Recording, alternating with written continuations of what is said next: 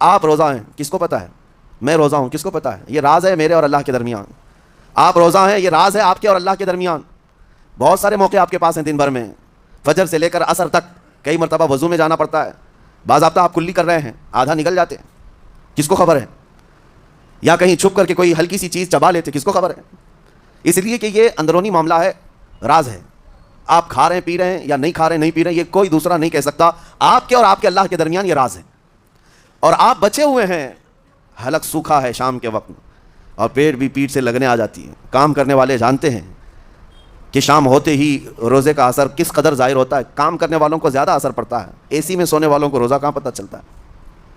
لیکن اس وقت بھی وہ نہ پانی کا ایک قطرہ حلق میں ڈالنا چاہتا ہے, نہ کوئی چیز چھپ کر کے چبانا چاہتا ہے. مجھے بتاؤ میرے عزیزو, کیوں اپنے آپ پر یہ تکلیف اور اپنے آپ پر یہ زیادتی کر رہے ہو؟ آپ کو اندازہ ہوتا ہے یہ میں زیادتی نہیں کر رہا, نہ ہی اپنے آپ کو تکلیف میں ڈال رہا ہوں, یہ میرے رب کی رضا ہے, میں اسی پر قائم ہوں. اسی لیے فرمایا گیا کہ جب افطاری کا دسترخوان بچھتا ہے اور پہلے ہی آ کر کے لوگ بیٹھتے ہیں, اور یہ سنت بھی ہے, ایسے نہیں کہ بھاگتے بھاگتے آپ آئے, وقت ہوا کھجور لیے اور کھا گئے. افطاری کے وقت سے تھوڑی دیر پہلے بیٹھ جاؤ. تمہارے دسترخوان پر نعمتیں رکھی ہوئی ہیں, پھل بھی ہیں, میوہ جات بھی ہیں, کچھ کھانے پینے کی چیزیں بھی ہیں, ٹھنڈا شربت بھی ہے, دیکھتے ہوئے بیٹھے ہیں آپ, لیکن ہاتھ نہیں لگاتے ہیں. انتظار ہے وقت کا کہ ادھر سورج کے غروب ہونا ہے اور میری افطار ہونی ہے. اعلان سنتے ہیں, اذان سنتے ہیں, اس کے بعد آپ اٹھاتے ہیں, لیکن اتنی دیر تک آپ خاموش بیٹھے ہیں دسترخوان کے پاس, سارے لوگ دیکھتے رہتے ہیں. یہ وہ منظر ہے جس کو فرمایا گیا رب ذوالجلال بھی اپنے بندوں کو دیکھ رہا ہے, رب تبارک و تعالیٰ بھی دیکھ رہا ہے اپنے بندوں کو. اور سارے فرشتوں کو بلا کر میرا مولا اعلان فرماتا ہے, یہ میرے بندے ہیں, دیکھو یہ شام کا وقت ہے, ان کے حلق سوکھ چکے ہیں, ان کے پیٹ میں بھوک کی شدت ہے اور ان کے سامنے اچھی نعمتیں پڑی ہوئی ہیں.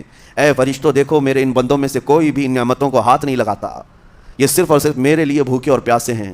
اور فرشتوں سے اللہ فرماتا ہے تم گواہ ہو جاؤ, ان کی حلق تر ہونے سے پہلے ان کے لیے میں نے جنت لکھ دیا. اسی لیے حدیث پاک میں ہے, جب افطار کرتے میرے آقا صلی اللہ علیہ وسلم یوں ارشاد فرماتے, ذهب الظمأ وابتلت العروق وثبت الاجر انشاءاللہ. پیاس بجھ گئی, رگیں ٹھنڈی ہو گئی اور اجر اللہ کے ہاں پکا ہو گیا. یہ حضور پاک ہر افطار میں عرض کرتے تھے. میں آپ کو یہ عرض کر رہا ہوں کہ یہ چھپی ہوئی چیز, اسی کا نام تقویٰ ہے. آپ صرف اور صرف بچے ہیں اللہ کے خوف سے. اب سنو حدیث پاک, قیامت کے دن حساب و کتاب ہوگا اور جنت میں جانے کا پروانہ کچھ لوگوں کو مل جائے گا اور سب جنت کی طرف جا رہے ہوں گے. اس میں بہت سارے لوگ ہیں جو پل صراط پر چل کر کے جنت پہنچیں گے. اب جب کافی لوگ جنت کے دروازے پر پہنچیں گے, ایک جماعت ایسی ہوگی جو پورے راستے میں کہیں نظر نہیں آئی, جنت جانے کے راستے میں کہیں نظر نہیں آئی, لیکن جنت کے دروازے پر وہ پہلے سے موجود تھے. چلے تھے نہیں چلے تھے کسی نے دیکھا ہی نہیں. دوسرے جنتی ان سے پوچھتے ہیں اس جماعت سے کہ تم یہاں کیسے پہنچے اور یہ انعام کس بات کا ہے تمہارے لیے؟ تو وہ جنتی کہتے ہیں ہمیں روزے داروں کی جماعت میں رکھا گیا, ہمارے روزے اللہ کو پسند آئے, اور آج رب تبارک و تعالیٰ کا حکم ہوا کہ ساری دنیا سے چھپ کر تم میرے لیے روزہ رکھتے تھے, دنیا کو پتا نہیں تھا تم بھوکے ہو پیاسے ہو, اور اے بندو آج سارے لوگوں کی نظروں سے چھپا کر میں تمہیں جنت پہنچاؤں گا.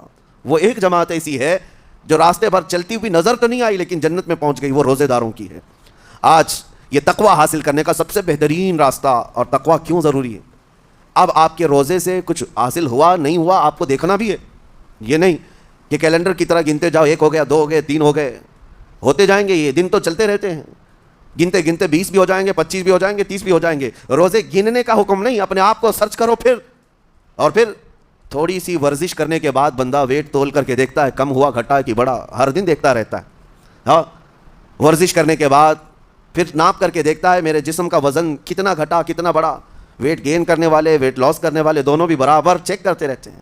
روزہ رکھنے کے بعد تمہیں خود کو بھی چیک کرنا چاہیے کہ میرے اندر اب تبدیلی آئی یا نہیں آئی. ایک روزہ رکھا اور پھر رات کو تراویح میں کھڑا ہوا, میرے اندر بدلاؤ کتنا ہے؟ کیا اب اللہ کی آیات قرآن کی سنتا ہوں میرے آنکھوں سے آنسو آ جاتے ہیں؟ اگر آ گئے ہیں تو اس کا مطلب ہے کہ دل نرم ہو گیا, اس روزے نے اثر دکھانا شروع کیا, اور پھر ویسی کا ویسا ہے, تو اس کا مطلب ہے کہ آپ کے روزے سے آپ کو تقویٰ نہیں مل رہا ہے, آپ کو تقویٰ نہیں مل رہا.